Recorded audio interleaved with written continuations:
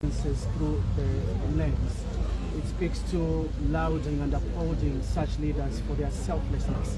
Now, the baton has been passed on to the current crop of politicians. What should they carry over?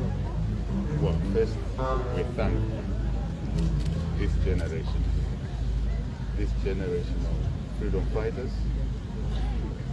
this generation of nationalists, this generation who had their hearts and minds in the right place, in saving, please mark my words, choosing them carefully, in saving the people's money. They came through under difficulties, fight for freedom, oppression, limited skills. As most of you young may not know, there were only about 100 graduates at the time of independence. But if you look at the things that they were able to do in the developmental sphere, they were great because they were committed to the cause. I think that's number one. So we as a generation of leaders now must understand that if we are committed to something, we believe in it, we put all our now many skills deep, broad, we can achieve. But we cannot achieve in isolation. We have to work together. Another lesson from this generation, unity of purpose. It's an indelible mark that they leave. Zambia will celebrate its 58th independence anniversary without some of these iconic leaders. What should they carry forward in terms of uniting the Zambian people going forward as they did in the past? Well, as I said, where I ended, we can't do what we wish to do in fragmentation. This team, I can talk of the new Dawn government, this team has come to unite, not to divide. This team has come to include, not to exclude. This team has come to serve, not to be served.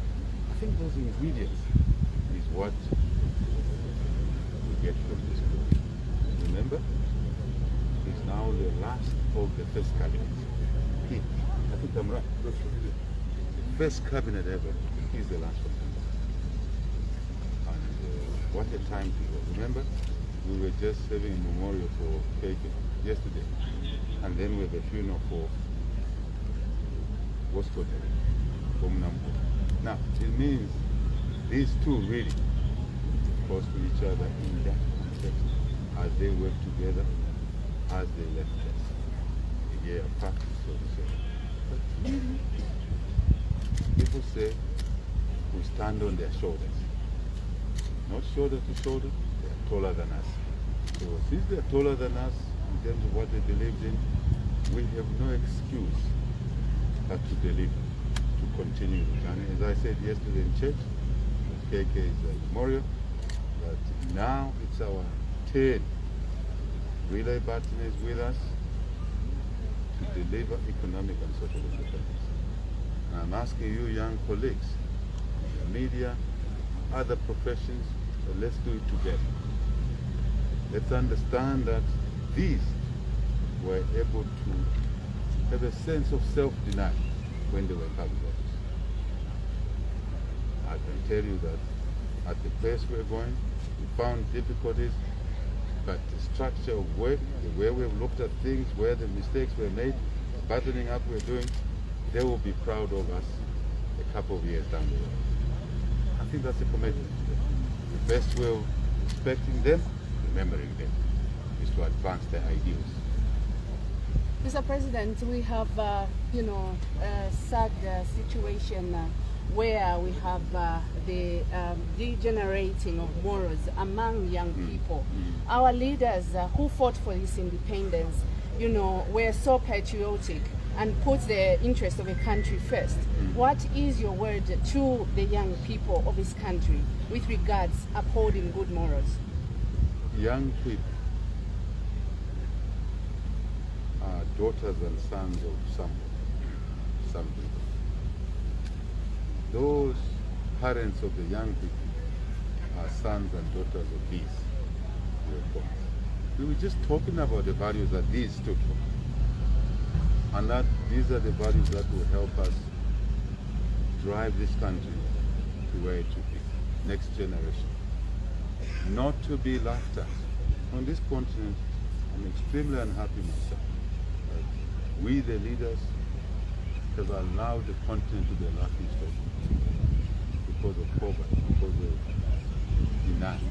In a continent, on a continent that's so rich. But this is us to do what we can. Now, it means someday we will pass on to the young people, isn't it? How are they going to carry on this journey?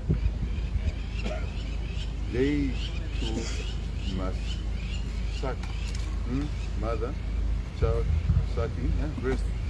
They must suck the good values from good conduct, good behavior, culture, work. I want to point out that particular one. That sometimes the young generation thinks they can enjoy a higher standard of life without working. It's not possible. That's a contradiction. It's an inherent contradiction. Hard work, not just work, hard work is essential. It's an essential ingredient to a better life. So, respect for each other. Also being factual, just telling the truth. Right? I look at social media and say, where are they getting this information? One throws in a lie and then it goes legs and even speed. It's important to be factual, even a journalist. I've said this several times. Because you can create negativity, you can destroy, thinking that you're doing something nice, enjoyable, luckily. No. So I think the young people must prepare. By working with us, they must prepare to take over this country. As we believe that we are here because we are prepared by the quota winners, the KKs, and all those that came before us. But it's also important that the young people should check us who are in leadership now. Mind you, in the New Dawn government, we have young people. Check the Minister of Small, Medium Enterprises. Maybe if you are different in age with you, it's a small number. So they're already in the team. So I think we must work as a team. The young people must realize their value. What is their value? Skills. Fast skills. IT-based skills, which we need. 2, energy. The youth gives you the energy, ambition to achieve. If you ask this man, I think we did a lot more things than you think we did when we were young. That's what we like young people to do. For me, everybody's saying, how can a young man run a big fair? It's the right time to run difficult things when you're young. So take responsibility now. Not unicular empire. Mulimpanga right now. You are the ones. Let's work together. Let's blend.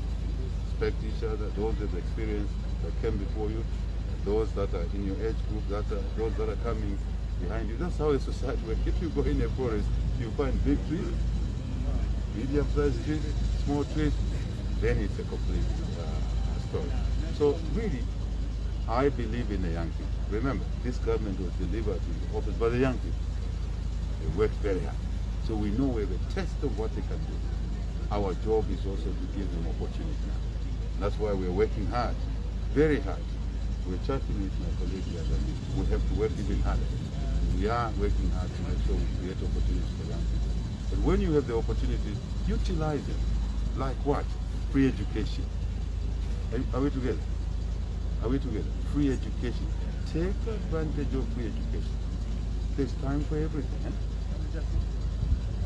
God says there's time for everything. So, now for young people who are still school-going age, take advantage of the free education. Get skills. Then you are ready for your role. Thank you. Thank you very much.